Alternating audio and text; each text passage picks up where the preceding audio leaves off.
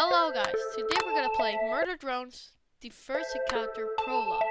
Now, this is a game, of course, about murder drones and it's fighting. I don't know what to say, I don't have a script. So anyways, let's play the game already, because whatever.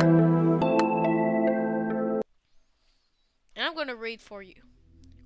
We are worker drones, autonomous robots helping humans mine exoplanets for a stellar parent company, JC Jensen, in space. Yeah, we were mistreated in the name of Windex. But it's not like we revolted and killed all humans or anything. Mostly because they handled that just fine all by themselves. With biological life wiped from the planet, we found it pretty easy to pick up where they left off. We finally have a future, all to ourselves. You finish your introduction and glance up from your notes. In front of you is a classroom full of your peers. What's that? They look bored. Some are staring at their phones. Others are folding paper airplanes. Quickly, you look back down, ready to continue your presentation. We haven't heard from the humans since the disaster. Our parent company hasn't sent a single message, but I'm sure they're trying. We just have no way to receive it. That's why I'm building an antenna to transmit and receive interstellar signals. You look up again. The class seems entirely uninterested, barely reacting to your climax of your speech. You know you need to do something. Okay, what's the big deal?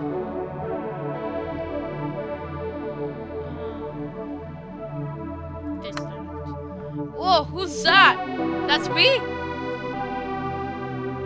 No hate. We'll see. You set your papers aside and look intently at your classmates.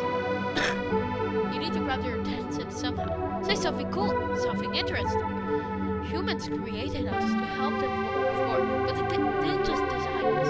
They made us in their own image. They gave us intelligence.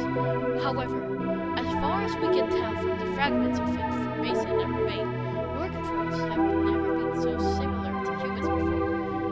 You make a broad gesture with your hand. That's what I was doing. Thoughts about people you've never seen and a possible meeting with them roll in your head. Look at yourselves. We started to imitate humans, wearing hairstyles, the first in clothing, having our own personalities, desires, and hobbies. Who knows what our second contact with humans will be like? Maybe when they see us, they won't see mere servants, but equals. You pause to catch your breath. For a moment, your monologue stops, giving you a chance to gog the class. Okay, I'm sorry. The class's reaction. You've managed to get their attention, but instead of support or approval, you see confusion mixed with pity in their eyes. Very emotional speech, Art Yum. Thank you. The teacher seizes the pause to prevent your monologue from dragging on for another half hour. Gather your papers and finish the presentation. You nod to your teacher, confirming the end of your presentation. Great. That's the end of the lesson. You're all free to go. I'm gonna have a dice. Hold on. I'm gonna grab a dice, you know.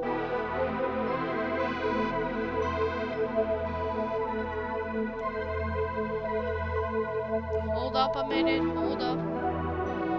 Okay, we're gonna have a 6 dice.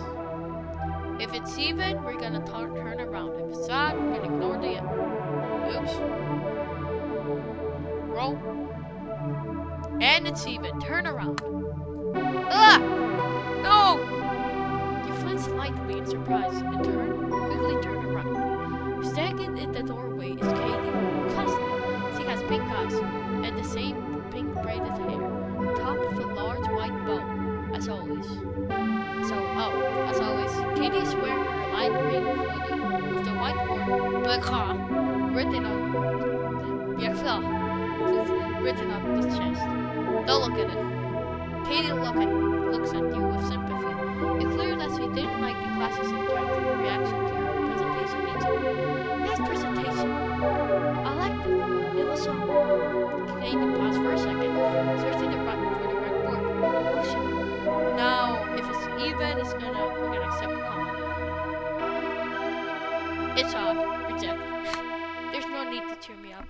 You look away. It's fine. I didn't make it for them anyways. And that was true. Your relationship with most of your classmates had always been strained. No, they didn't hate you, but you were just too different. Interested in different things, talking about different topics. Because of this, you earned a reputation as an oddball. Yay! I'm also an oddball. Katie was the only exception. As you wish. Katie responds coldly, folding her arms across her chest. I actually wanted to ask you more about your pet Hannah, but now I'm not so sure. Now we're gonna apologize if this sod. It's even. For a moment, you feel a pang of guilt, but your anger and irritation prevent you from backing down. You and Katie stare at each other in silence for a few seconds. You know what? Forget it. Katie says, walking past you without turning her head. I've already realized this was a bad idea. Have a good day, Artyom. Okay, catching Katie and apologize is odd. It's odd.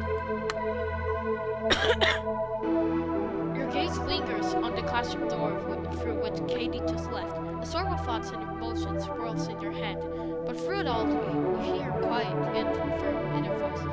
Artyom, you're doing the wrong thing. You need to catch up to her and apologize. You quickly grab your backpack and swing it over your shoulder. Some papers fall out and scatter across the floor, but you pay no attention. You're already at the door. You rush into the hallway, looking around, trying to figure out which way Katie went. She hasn't gone far. You spot her, pink hair and green hoodie. Katie! You call out. Her voice echoes down the corridor. She stops and slowly turns to face you. Her eyes show both hurt and irritation. Okay, if it's odd, we're gonna apologize. If you see it, okay. Katie, you approach her, nervously lower gaze. I was wrong. I'm sorry. I shouldn't have treated you like that. You keep staring at the floor, afraid to look up. An agonizing silence follows. Why are you looking at others, but take it out on me? Katie's voice finally breaks the silence, hurt and resentful. Don't you think that's unfair? I do. You manage to look up at her. She still seems upset, but your apology has softened her expression. Apology accepted. Katie tilts her head slightly and looking at you. Let's continue this conversation later when you're in a better mood. Goodbye, Artyom. She turns and walks down into the corridor. Is there more? Goodbye, you quietly say, watching her leave. You walk slowly through the colony's corridors, heading toward your phone. From time to time, other drones pass by, but most of them pay no attention to you. A few do greet you, and you automatically respond with a nod and quick greeting. But your mind is elsewhere. At first, you are thinking about the upcoming trip outside that you had planned for today. We're going to meet a murder drone! But soon, the thought shifted to Katie. Why did she approach you after class? Yes, you're friends, and she's always been friendly towards you. But you've never seen her act like that before. What could it mean? That's my first time getting a compliment by a girl. Brain. You feel a pang of guilt at the beginning of your conversation. You didn't act very well. Sure, you apologize, but what good did it do? These thoughts What's that? Darn, parent, you're bored on your way home. I proceeded to be in the air. You walk past the whiteboards, leading to a huge empty room with high ceilings. This used to be a workshop of the metal processing plant. From the stories of the older ones, we know that worker drones once worked here, alongside humans, melting and processing metal to prepare it for shipment off the planet. Now, only drones are involved. However, the plant continues its work. The connection with the company was lost, but the need for metal, now for the newly formed drone civilization, are the murder drones don't exist here, hasn't gone away. Some of the equipment survived, and the local workers managed to restart 1 out of 3 workshops.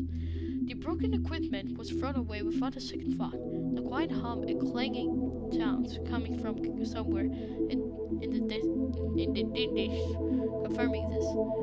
The workshop is working. Well, it's a workshop, of course, producing metal. Your parents, as well as Edie's parents, are probably somewhere there right now. It's drunk. Continue walking past the doors heading home. Oh, no evidence. Great. You pass through a few more corridors and finally find yourself standing in front of your home's door. With a familiar motion, you enter the past corridor. Beep boop boop boop! The door opens with a hiss. Okay, W sound effects, come on. You step inside, the lights automatically turn on. The doors quickly shut behind you. You glance around, the kitchen, the living room, the closed doors to your bedroom, and your parents' bedroom. Everything is in its place. Nothing has been touched. The house is empty, but they're not the least bit surprised. Your parents are probably working late again today. Then again, that's actually for the best. No one will interfere with your plans.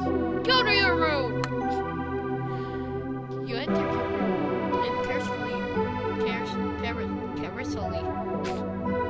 carelessly, there we go, throw your backpack with notes onto the bed. You quickly glance around.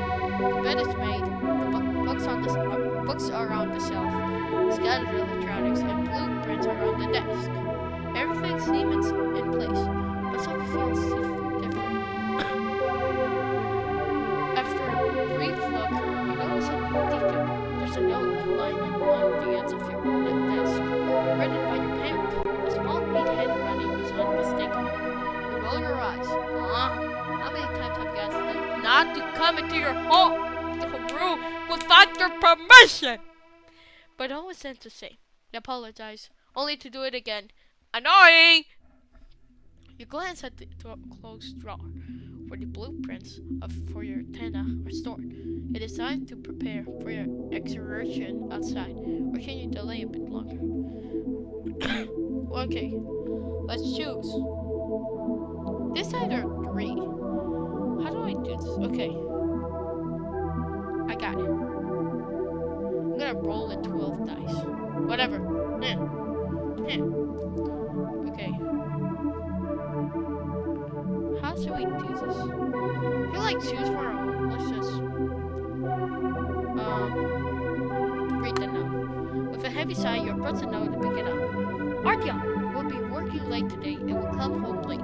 Please don't stay out on the surface too long like last time. Love, Mom and Dad. You crumple the note and toss it into the trash can under the desk. Why? It's your mom and father!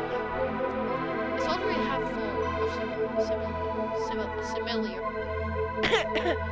pieces of paper, all written in neat, small handwriting. So it's not the first time that happened. Look, examine the bookshelf. Pausing in front of your bookshelf, you survey your collection. Logically, there aren't many books here, since most information is stored digitally.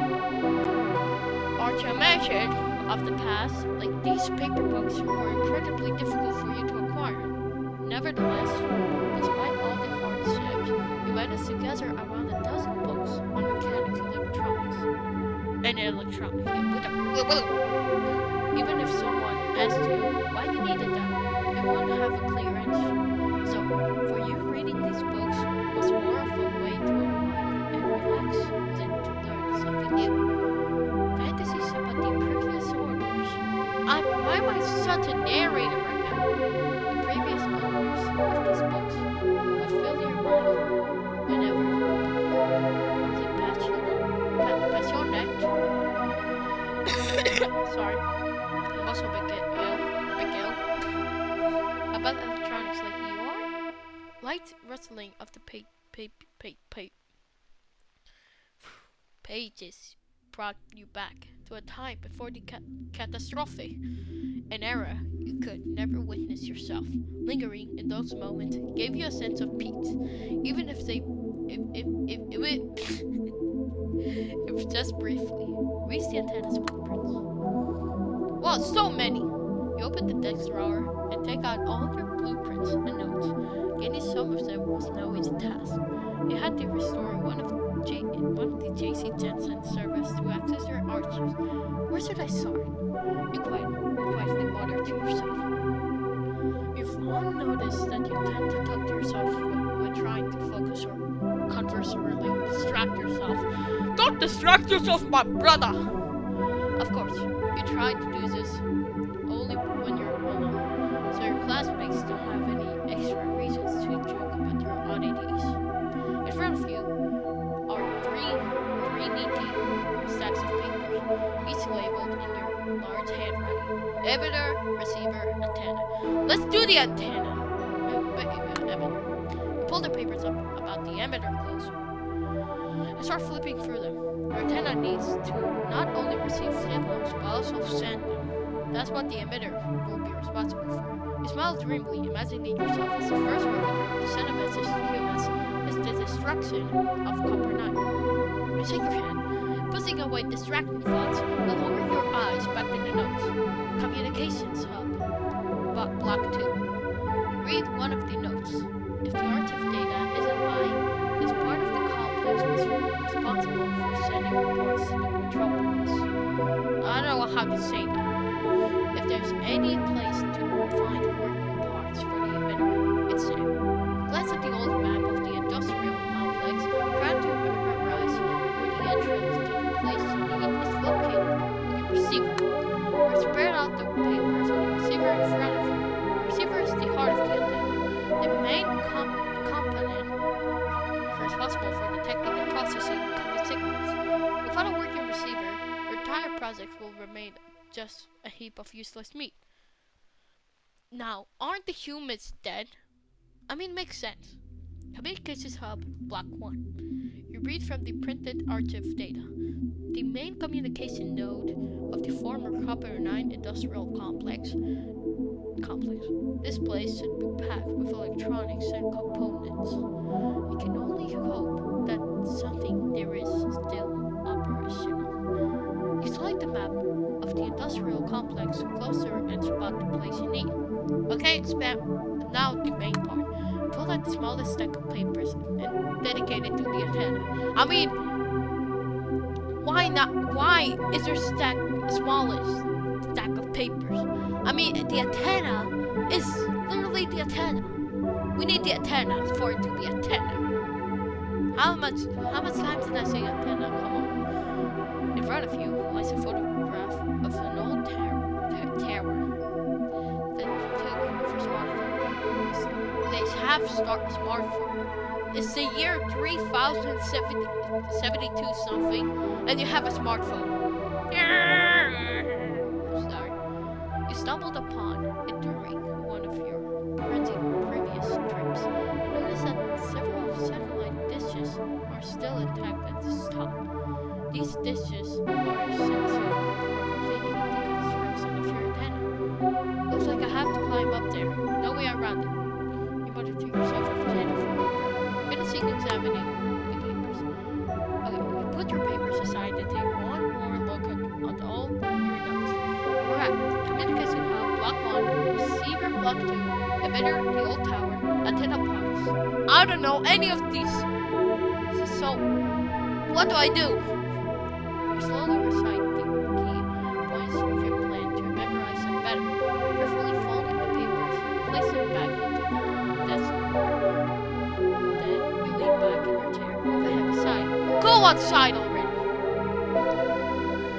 Worry and anxiety fill your mind. The company's buildings are considered dangerous places. Some were built so poorly that after the catastrophe, they're now in critical condition. Others, on the contrary, were constructed so well that some of them still have emergency power and defense systems running. Let's hope nothing goes wrong. A fleeting thought crosses your mind. Jumping up, you quickly leave the house, not giving your doubts a chance to stop you. Now I just have a question. Is the original murder drones thing here? Like,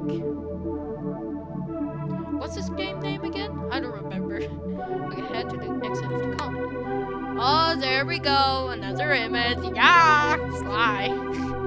I'm sorry. You walk through the corridors of the colony, slowing down before each turn. Before rounding a corner, you cautiously peek. Make sure there's no one there. In the back of your mind, you know you have every right to be here, and that your behavior looks suspicious. But the anxiety and excitement for the upcoming person keep you from thinking rationally. After navigating a few corridors, you find yourself back at the empty workshop you passed earlier. After confirming that no one is around, you quickly dash to the other side. The factory gates, leading outside, are just around the corner, the next corner. Approach the gate. Oh, I just want to know. I just really want to see Uzi, maybe N, and V, J there. You really deceive them. Try to find the corner, and large double doors come into view. This used to be the main entrance to the metal processing plant. Faint grooves are visible on the concrete floor, left by the countless machines that once drove in and out. It's a little colder here than in the rest of the colony. Outside, a snowstorm is raging, but that's typical weather for Copper Night. The doors are covered with a thin layer of ice. Oh, ice? Why? If you listen closely, you can hear the howling of the wind beyond.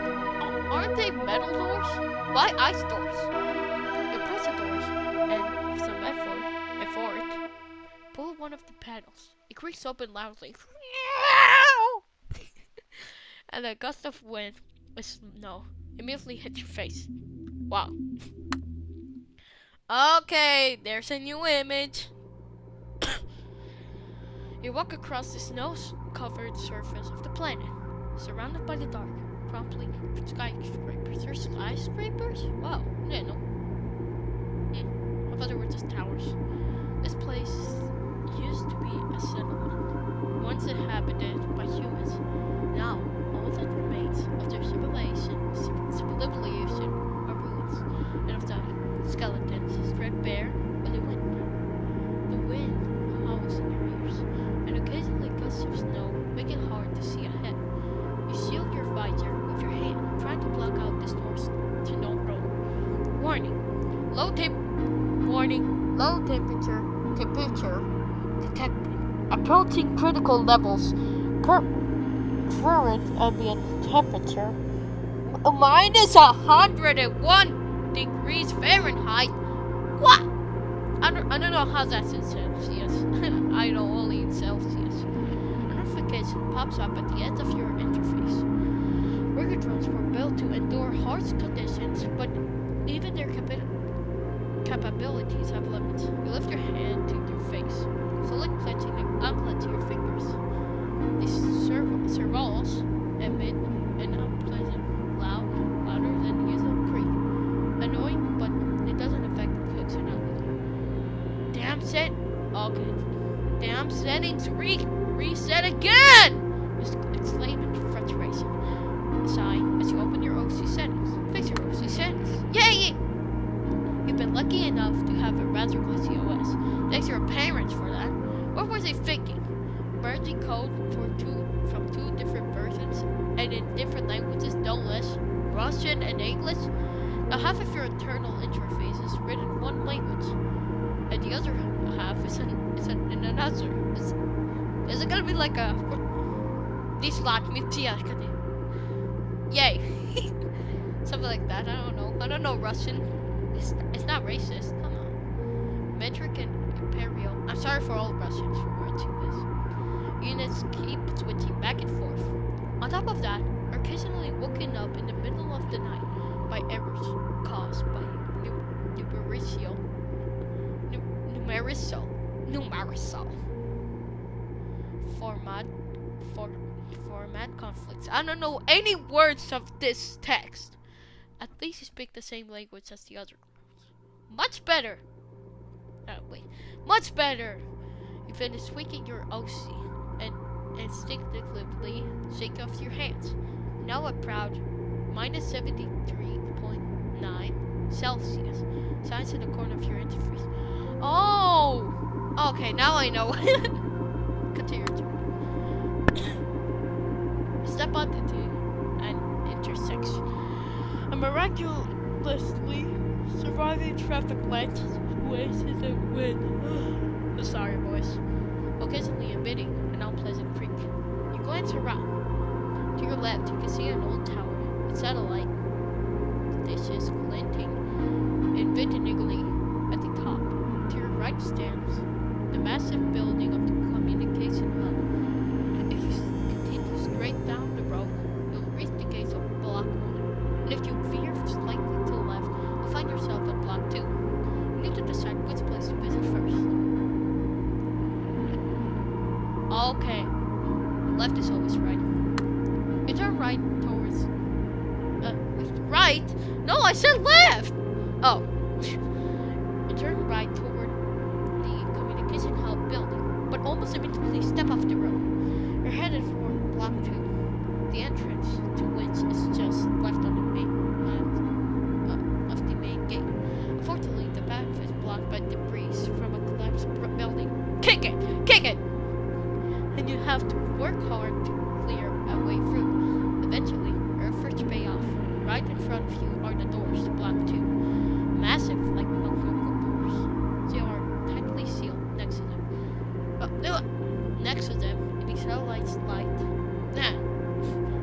a control panel flickers immediately.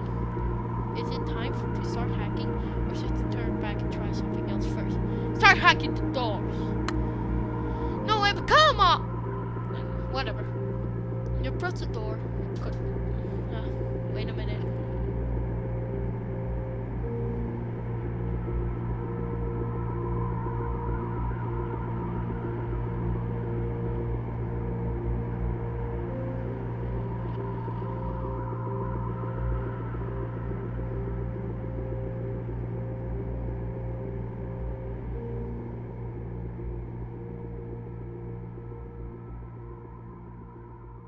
I'm sorry, boys. I'm gonna do a part 2 of this game because I've been recording for 27 minutes. I hope you guys have a good day and stay tuned for part 2. Bye.